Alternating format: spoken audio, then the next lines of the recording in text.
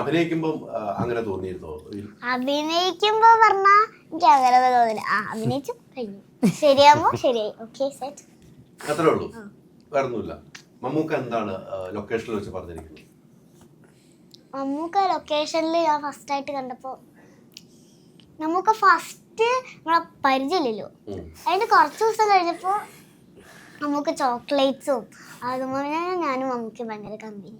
നമ്മൾ ഒരു പരിചയമില്ല മമ്മൂക്ക ആദ്യം കണ്ടപ്പോ. ഞാൻ ചേട്ടനെ കാണുമ്പോ എനിക്ക് നല്ല പരിചയമല്ലല്ലോ, മുന്നേ കാണുമ്പോഴല്ലേ ഒരു പരിചയം ഉണ്ടായിരുന്നു. മമ്മൂക്കനെ പരിചയമില്ലായിരുന്നോ? ഇവരാരും എനിക്ക് പരിചയമില്ല. ആരെയും പരിചയമില്ലായിരുന്നു. പക്ഷെ മമ്മൂക്ക ചോക്ലേറ്റ് ഒക്കെ മേടിച്ചു തന്ന് പിന്നെ നിങ്ങൾ സീറ്റിംഗ് ആയി അല്ലേ? മമ്മൂക്ക പറഞ്ഞു തന്ന ഏറ്റവും നല്ല കാര്യം ഏതായിരുന്നു നമുക്ക് ഓർത്തെടുക്കാൻ പറ്റിയ?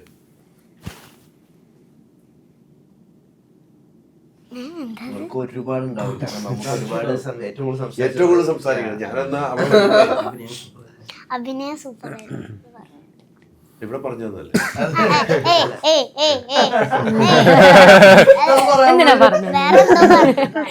വേറെന്തോ പറഞ്ഞത്. എന്തായാലും അഭിനയം സൂപ്പർ ആയിരുന്നു കേട്ടോ. വിളിക്കുന്ന ആൾക്കാരൊക്കെ ഉണ്ടല്ലോ, പടം കണ്ടിട്ട് വിളിക്കുന്ന ആൾക്കാരെല്ലാവരും ഉറപ്പായിട്ട് അന്വേഷിക്കുന്ന ഒരാളാണ് വേദി. ആദ്യ സിനിമയായിരുന്നു അല്ല, മൂന്നാമത്തെ സിനിമ. ആദ്യത്തെ സിനിമ ഏതാ? ആദ്യത്തെ മാരിവില്യൻ കൂട്ടൻ. അതുകൊണ്ട് ഇനിയിപ്പം ഇറങ്ങാൻ പോകുന്ന സിനിമയില്ലേ? ഇനി ഇറങ്ങാൻ പോകുന്ന ഏതാണ്? ഇനി ഇറങ്ങാൻ പോകുന്നത് കാട്ടാളൻ, ഹാഫ്, പിന്നെ പള്ളിച്ചട്ടമ്പി, പിന്നെ കോസ്മിക് സൺസ്. അപ്പൊ എന്നെ കണ്ടിട്ട് മനസ്സിലായിട്ടില്ല. അതിന്റെ ഫോട്ടോ കാണിച്ചെടുത്ത ഫസ്റ്റ്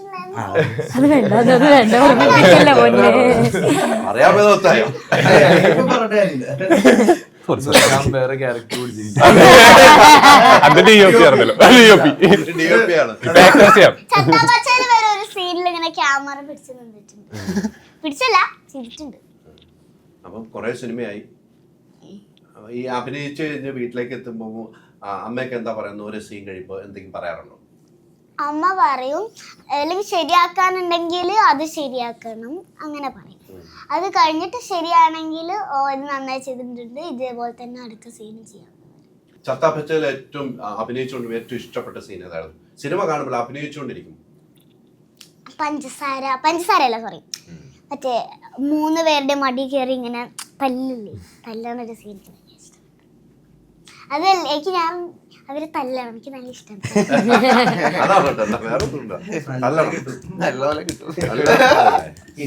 പക്ഷെ പഞ്ചസാര സീനിൽ കൊറേ കയ്യടി കിട്ടിയ സമയത്ത്. പക്ഷെ എനിക്കറിയില്ല ഇങ്ങനെ കയ്യടി കിട്ടുന്നു. പക്ഷെ അത് നമുക്ക് ഇപ്പൊ എനിക്കാണെങ്കിൽ വീണ്ടും ചിരി വന്നു കേട്ടോ. എനിക്കറിയായിരുന്നു ആ ഡയലോഗ് ഗംഭീരമായിരുന്നു കേട്ടോ. എല്ലാം കൊണ്ട് ഓക്കെയാണ് മോളെ. ഇനി ഒത്തിരി സിനിമകൾ, നല്ല നല്ല സിനിമയുടെ ഭാഗമാണ്. പള്ളിച്ചട്ടമ്മയൊക്കെ വരാനിരിക്കുമല്ലേ, കാട്ടാളം വരാനിരിക്കുമല്ലേ. കാട്ടാളിലൊക്കെ ഗംഭീര സീനല്ലേ ചെയ്തിരിക്കുന്നത് അല്ലേ? അതൊന്നും പറയാൻ പറ്റില്ല, സിനിമ ഇറങ്ങിയിട്ട് ഞാൻ ചോദിക്കുന്നില്ല. എന്റെ അമ്മ ഈ ചേട്ടനൊക്കെ വേറെ സിനിമയിൽ കണ്ടിട്ടുണ്ടോ? റോഷൻ ചേട്ടനെ നേരെ കണ്ടിട്ടില്ല, സിനിമകൾ കണ്ടിട്ടുണ്ട്. നേരെ കണ്ടിട്ടില്ല, ഈ സിനിമയിൽ വന്നപ്പോഴാണ്. സിനിമകൾ കണ്ടിട്ടുണ്ട് ഇഷ്ടംപോലെ അല്ലേ? പക്ഷെ ഇങ്ങനെ ഒരു നമുക്ക് കുട്ടികളെ വെച്ച് സിനിമ ചെയ്യുമ്പം ഇപ്പം മോളെ വെച്ച് മോളിലെ ഒരേ സീനുകൾ തിയേറ്ററിൽ കൈയെടുപ്പോൾ നമ്മൾ പഞ്ചസാര ടീമും ഓരോ കൈയടി കിട്ടുന്നത്, അതോടെ നമുക്ക് ഫീലും ചെയ്യുന്നത്. റോഷനായിട്ടുള്ള ഒരു സീനുകളൊക്കെ നമ്മുടെയൊക്കെ മനസ്സിൽ ഒന്ന്, നമുക്കും കുട്ടികളുള്ള നമ്മുടെ മനസ്സിൽ നിന്ന് ഈറാണ് ചെയ്യുന്നുണ്ട്. റോഷൻ എങ്ങനെയായിരുന്നു ആ ഒരു സീനൊക്കെ എടുക്കുമ്പോൾ ഒരു സിറ്റുവേഷൻ? എനിക്ക് ഇതിനകത്ത് ഈ പറഞ്ഞ പോലെ ഞാൻ ആ കഥ കേട്ട് വരുമ്പോൾ ഞാൻ പറഞ്ഞില്ലേ, ഞാൻ ഇതിലേത് പരിപാടിയാണെങ്കിലും ചെയ്യാം എന്ന് പറഞ്ഞു കഴിഞ്ഞിട്ട് പിന്നെ വെട്രിയാണെന്ന് പറഞ്ഞപ്പോൾ ആദ്യം ഞാൻ ഓർത്തത് ഫൈറ്റുകൾ കുറച്ച് കുറവാണല്ലോ എന്നുള്ളത്. കാരണം നമ്മൾ സിനിമയുടെ ഒരു പകുതിയിലല്ലേ ഉള്ളൂ. ആദ്യത്തെ ഫ്രൈഡേ ഫൈറ്റ് നൈറ്റ് പരിപാടിയിലൊന്നും ഈ ക്യാരക്ടറില്ല. പിന്നെ രണ്ടാമത് വന്നിരുന്ന് ആലോചിച്ച് കഴിഞ്ഞപ്പോഴാണ് ഇതിനകത്ത് ഒരു ഭയങ്കര രസമുള്ള ഒരു ഇമോഷണൽ ത്രെഡ് പറഞ്ഞു വന്നത്. നമ്മൾ സാധാരണ സിനിമകളൊന്നും കണ്ടിട്ടില്ലാത്തൊരു ആംഗിളാണ്, എന്നാൽ എല്ലാവർക്കും ഭയങ്കര റിലേറ്റബിൾ. പറഞ്ഞ പോലെ ഒരു പേരൻറ്ഹുഡ് പരിപാടി ഒക്കെ എക്സ്പീരിയൻസ് ചെയ്തിട്ടുള്ളവരായ അല്ലെങ്കിൽ മക്കളെന്നുള്ള സ്ഥാനത്തൊക്കെ എല്ലാവരും നിന്നിട്ടുണ്ടല്ലോ. അപ്പോൾ ഇത് ഭയങ്കര രസമുള്ളൊരു സാധനമായിട്ട് തോന്നി. അത് അദ്വൈത് ഭയങ്കര ഭംഗിയായിട്ട് ഹാൻഡിൽ ചെയ്യുകയും ചെയ്തു. ഈ ഭയങ്കര ബ്യൂട്ടിഫുൾ ആണ് ആ ട്രാക്ക് ശരിക്കും. റോസ, സാബിയോ, വെട്രി ഈ 3 പേരും തമ്മിൽ സംഭവിക്കുന്ന ഡ്രാമ എനിക്ക് തോന്നുന്നു അദ്വൈത് ഭയങ്കര രസമായിട്ട് വേദികനെ ഡയറക്റ്റ് ചെയ്തു. വേദിക ഭയങ്കര രസമായിട്ട് ഡയറക്ഷൻ എടുക്കുന്ന ആക്ടറാണ്. ഈവൻ ഡബിൽ പോലും നമുക്ക് ഷൂട്ടിൽ ചെയ്തതിനെക്കാട്ടിലും ബെറ്റർ ആയിട്ടാണ് ആക്ച്വലി സീൻസ് ഔട്ട് വന്നത് ഡബും കൂടെ ചെയ്ത് കഴിഞ്ഞപ്പം. അതൊക്കെ മറ്റേ സീസൺഡ് ആക്ടേഴ്സിന് ചെയ്യാൻ പറ്റുന്ന കാര്യങ്ങളാണ്. ബാക്കി മോസ്റ്റ്ലി നമ്മൾ ഉദ്ദേശിക്കുന്നത് ഇതിനി പറഞ്ഞു കഴിയുമ്പോഴത്തേക്കിനുണ്ടല്ലോ. പക്ഷേ മോസ്റ്റ്ലി നമ്മള് പൈലറ്റ് മാച്ച് ചെയ്യാനാണല്ലോ എല്ലാവരും ശ്രമിക്കുന്നത്. അത് അച്ചീവ് ചെയ്ത് കഴിഞ്ഞിട്ടാണ് ഡബിൽ ഒരു സാധനം ബെറ്റർ ആക്കുക എന്നുള്ളത്. പക്ഷെ ഇതിൽ വേദികയും പിന്നെ നമ്മുടെ ചെറുപ്പം അഭിനയിച്ച പിള്ളേര് അവന്മാരെല്ലാരും ഒർഹാനും ഇവരൊക്കെ ഡബിൽ ഭയങ്കര രസമായിട്ട് വർക്ക് ചെയ്തിട്ടുണ്ട്. അത് ഭയങ്കര റെയർ ടാലന്റ് തന്നെയാണ് അത്. ഒന്നാമത് ഇപ്പം മറ്റേ സിംഗ് സൗണ്ടും പരിപാടികളായിട്ട് അധികം ആൾക്കാർക്ക് ഡബിൽ വലിയ എക്സ്പീരിയൻസ് കിട്ടുന്നില്ല. ഉള്ളവരുടെ തന്നെ എക്സ്പീരിയൻസ് വിട്ടുപോയത്. ഇവർ ഭയങ്കര പ്രൊഫഷണലായിട്ട് വർക്ക് ചെയ്യുവാണ്, ആർട്ടിസ്റ്റായിട്ട്. പിന്നെ സെറ്റിൽ ഇവരെല്ലാവരും ഉള്ളപ്പോഴത്തേക്കിനും ഒരു എനർജിയും ഉണ്ട്. Everybody is constantly on there two's. ഇവർക്ക് ഉറക്കം വരില്ല. എത്ര നൈറ്റ് ഷൂട്ട് ചെയ്താലും വെളുപ്പിന് 3:30 ഒരു എനർജി കുറവില്ല, ഒന്നുമില്ല. ക്ലിപ്പെന്ന് പറഞ്ഞാൽ ഓഫാവും ചിലപ്പോൾ. പിന്നെ എണീറ്റ് വന്നു കഴിഞ്ഞാൽ ഒന്നെങ്കിൽ 100 അല്ലേ 0 ഭയങ്കര രസമാണ്.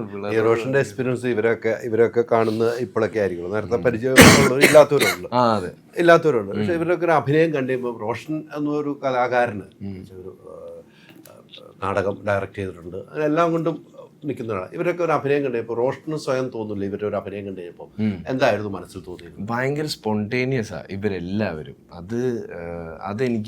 എനിക്കെപ്പോഴും ഭയങ്കര കൊതി തോന്നുന്ന ഒരു ഫാക്ടർ. എനിക്ക് തോന്നുന്നു കുറേ നാൾ മുമ്പേ ഈ സാധനം ഭയങ്കര സീരിയസ് ആണ് നമുക്ക് ആക്ടിങ് എന്ന് പറയുന്നത് എവിടെയോ മനസ്സിൽ രജിസ്റ്റർ ആയി പോയതുകൊണ്ട് ശരിക്കും സ്പോണ്ടേനിയസ് ആവാനാണ് പാട്. അതായത് ലൈക്ക് എന്നെക്കാട്ടിലും അർജുനെക്കാട്ടിലും ഒക്കെ ഇവർക്ക് ഈ പടം ശരിക്കും ചത്താപ്പച്ച മെറ്റീരിയലാണല്ലോ. Do or die. ഈ ഒരു പരിപാടിയിൽ ചെയ്ത് ഇത് അടിച്ചേ പറ്റൂ. ആ സിറ്റുവേഷനിലാണ് ഇവന്മാരെല്ലാവരും പടത്തിലേക്ക് വരുന്നത്. അപ്പോൾ ഇപ്പോൾ ഞാനായാലും അർജുനായാലും വിശാഖായാലും നമ്മളെല്ലാവരും വിചാരിക്കുന്നത് നമ്മൾക്ക് ഒരു പരിധിവരെ ഒരു മറ്റേ ആക്ടറിന് അവൈലബിൾ ആയിട്ടുള്ള ലക്ഷറീസും പരിപാടിയിലും അങ്ങനെ ഭയങ്കര കംഫർട്ട് തേടാതെ ആക്ച്വലി ഒരു സീനിന് വേണ്ട എല്ലാ സാധനവും 100% കമ്മിറ്റ്മെൻറ്റോടെ ചെയ്യുന്ന ആൾക്കാരെന്ന് തന്നെയാണ് നമ്മൾ വിശ്വസിക്കുന്നത്. നമ്മൾ അങ്ങനെ ആവാനാണ് ശ്രമിച്ചുകൊണ്ടിരിക്കുന്നത്. ഇവർ വന്നു പെർഫോം ചെയ്യുന്ന കണ്ടു കഴിയുമ്പോഴത്തേക്കും നമുക്ക് തന്നെ തോന്നിപ്പോവും അത് ഇവർ പിടിക്കുന്ന ലെവലിൽ നമുക്ക് അങ്ങോട്ട്. ഇത് ഫസ്റ്റ് ഡാറ്റുവിൻ്റെയും കാർമൻ്റെയും ഫൈറ്റാണ് ഷൂട്ട് ചെയ്തത്. അത് കഴിഞ്ഞിട്ട് എനിക്ക് ഓർമ്മയുണ്ട് ഇവർക്ക് കിട്ടിയിട്ടുള്ള ഇഞ്ചുറീസ് ഒക്കെ ഭീകരമാണ്. പക്ഷെ ദേ ജസ്റ്റ് കെപ്റ്റ് ഗോയിങ്. ഒരൊറ്റ മിനിറ്റ് പോലും ഇവർക്ക് വേണ്ടി ഷൂട്ട് സ്റ്റോൾ ചെയ്യേണ്ടി വന്നിട്ടില്ല. ഇഞ്ചുറി, വേദന, കാലിൽ നീര്, ആശുപത്രി പോക്കും ഒരു പ്രശ്നമല്ല. നമ്മൾ പരിപാടി ഷൂട്ട് ചെയ്ത് തീർക്കും. അത് പറ്റുന്നതിൻ്റെ ബെസ്റ്റേ നമ്മൾ കൊടുക്കുകയുള്ളൂ. ഈ ആറ്റിറ്റ്യൂഡിൽ ഇവർ ചെയ്ത് വെച്ചിരിക്കുക ഫസ്റ്റ് ഫൈറ്റ്. പിന്നെ ഞാൻ പറഞ്ഞു നോക്കാം അതിൽ പിടിച്ചേ പറ്റില്ല. നമ്മളെ ഇൻസ്പയർ ചെയ്യും ഇവര്. ലൈക്ക് നമുക്ക് പല രീതിയിൽ അതാ ഞാൻ പറഞ്ഞു, നമുക്കൊരു തിരിച്ചുപോക്ക് പോലെ. നമ്മൾ ആദ്യത്തെ പടം ചെയ്തപ്പോൾ ഉണ്ടായിരുന്ന ഫയർ ഉണ്ടല്ലോ, അതായത് ഇതിനപ്പുറത്തേക്ക് എന്താണെന്ന് അറിയില്ല, പക്ഷെ ഈ ഒരു സിനിമയിൽ നിന്ന് എനിക്ക് ഉറപ്പാക്കണം ഇതിനപ്പുറത്തോട്ടൊരു വഴിയുണ്ട് എന്നുള്ളത്. ആ ഫയർ ഇവരെല്ലാവരിലും ഉണ്ട്. അതിന്റെ കൂടെ നിൽക്കാൻ ഭയങ്കര രസമാണ്. ഹോം അപ്ലയൻസ് വാങ്ങാൻ ഒരിടത്ത്, ക്രോക്കറി വാങ്ങാൻ വേറൊരിടത്ത്, ഗാഡ്ജറ്റ്സ് വാങ്ങാൻ വേറെ എവിടെയോ ഒരിടത്ത്. അതെ, എന്തിനെങ്ങനെ പലയിടത്തും ഓടണം? മൈജി ഫ്യൂച്ചർ ഉണ്ടല്ലോ. മൊബൈൽ ഫോൺ മുതൽ ഹോം അപ്ലയൻസസ് വരെ എല്ലാം ഒരിടത്ത്. ഏറ്റവും കുറഞ്ഞ EMI. അങ്ങനെയാണെങ്കിൽ ഏറ്റവും കുറഞ്ഞ വില. എന്നാ ഏറ്റവും കൂടുതൽ ഓഫറുകൾ. മൈജി ഫ്യൂച്ചർ.